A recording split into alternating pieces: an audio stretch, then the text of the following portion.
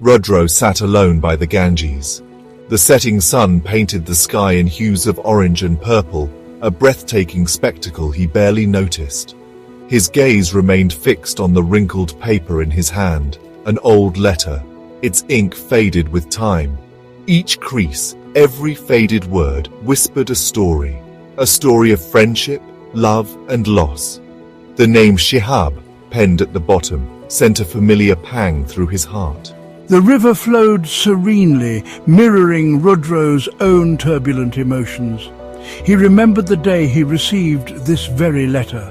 It arrived like a whisper from the past, reawakening memories he thought he'd buried deep within.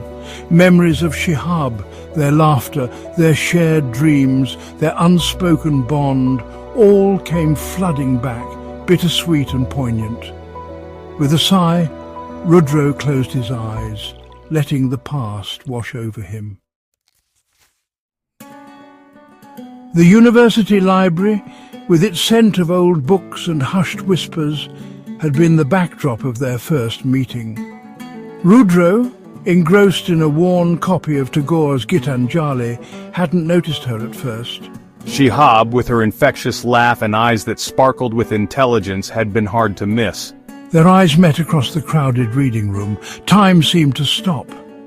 In that brief moment, a silent connection sparked between them, a shared love for words and the worlds they created.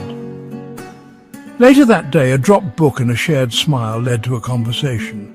They talked for hours, oblivious to the world around them, their connection deepening with every shared thought and whispered dream.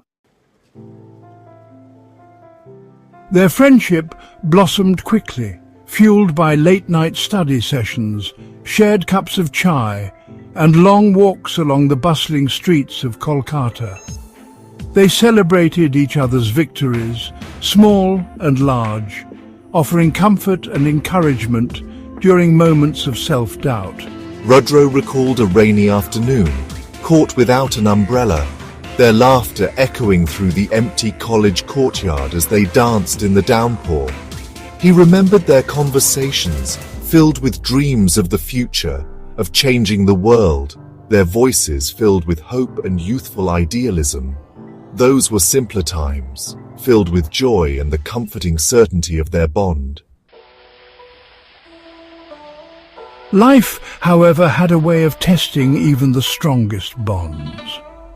When tragedy struck Shihab's family, it was Rudro who stood by her side, a silent pillar of strength.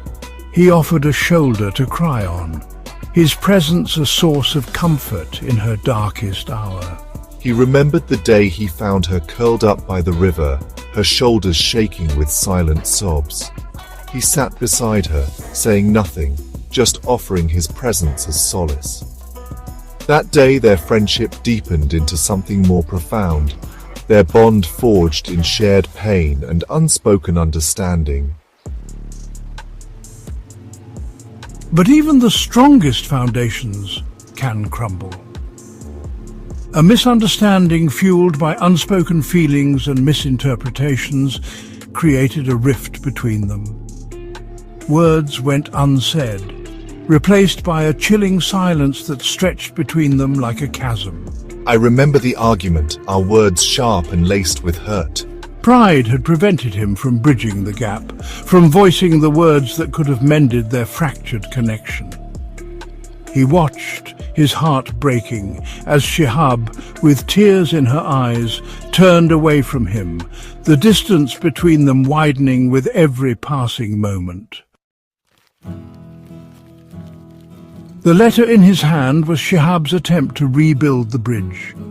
Penned with a familiar tenderness, it spoke of regret, of longing, and a love that remained despite the distance and time. It was a plea for understanding, a chance to start anew. But fate, it seemed, had other plans.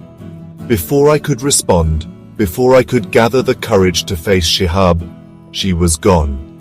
She left Kolkata, leaving behind the city we had shared, the memories we had built, and a void in my heart that nothing could fill. Years had passed, but the pain of her absence hadn't dulled. Shihab's letter, tucked away in a box of memories, became a tangible reminder of what they had lost. And now, sitting by the river, the setting sun casting long shadows around him, Rudro felt a familiar ache in his heart. I reread the letter, each word a poignant echo of Shihab's voice. I was transported back to our shared moments, our laughter echoing in my ears, her scent a phantom presence beside me. The regret, the what-ifs washed over me, leaving me with a profound sense of loss. The Ganges flowed on, its waters carrying away the day's secrets and sorrows. Rudro watched as the last rays of the sun dipped below the horizon, leaving behind a sky awash in shades of indigo and violet. He thought of Shihab, wondering where life had taken her, if she ever thought of him, of their time together. I hope she has found happiness, that she has found someone who could love her the way I hadn't been able to. I know deep down that our story isn't over. The river, a silent witness to our bond, would always connect us, its waters mirroring the unresolved emotions that lingered in our hearts. As darkness enveloped the riverbank, Rudro tucked the letter close to his heart, its faded ink a testament to a love that time couldn't erase. He knew he couldn't change the past, but perhaps, just perhaps, there was still a chance for them to write a new chapter. With a newfound resolve, I rose to my feet. I will find Shihab. I will tell her how I feel, bridge the chasm that separates us. I will fight for our love, a love that has endured trials, distance, and time. The river flowed on, carrying with it his hopes and dreams, a silent promise whispered on the evening breeze. The last evening's letter. It was a moment frozen in time, filled with words that could never be spoken again. Rudro alone by the river, staring at the water, lost in memories. Each ripple in the water seemed to echo the thoughts swirling in his mind. Back to the present time, Rudro opens the letter again. The words on the paper seem to hold a piece of his soul, a fragment of a past that he can never reclaim. Shihab's voice echoes softly. Our story remained unfinished. The weight of those words lingers in the air, a testament to what was and what could have been. Tears welled up in Rudro's eyes, blurring his vision. The weight of the moment was almost too much to bear. Shihab was leaving, his eyes filled with sorrow. Memories of unfinished stories and lingering goodbyes hung heavy in the air. Shihab boarded the train, glancing back one last time.